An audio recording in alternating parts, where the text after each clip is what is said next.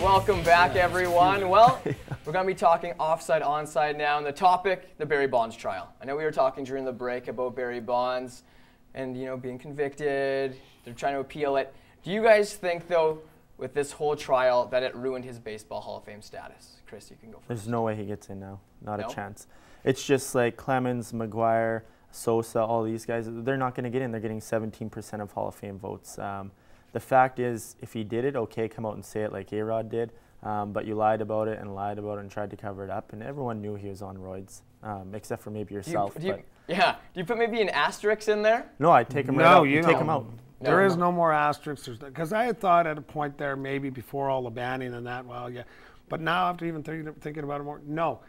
The player that did it clean deserves the home run record. The player that did it clean. You know what? They didn't. They got busted.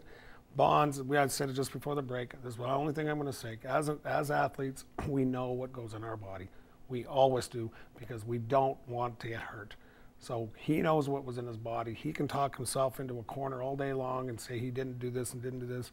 Barry, you did. It's a shame you had to lie so long about it. So do you put him now then in a category with a guy like Pete Rose? Well, a little different what Pete Rose did. Pete Rose wasn't. I guess he was cheating, but he wasn't taking steroids. Pete Rose was an unbelievable player.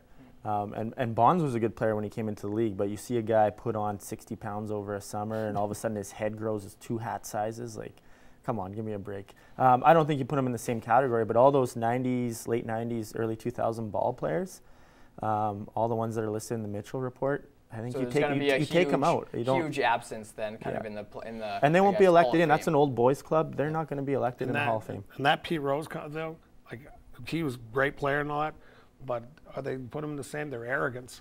Have you ever heard Pete Rose talk about and deny and all his? You know what? You lied too, Pete. And you took all the proof to get caught. You know what? You get caught in this game.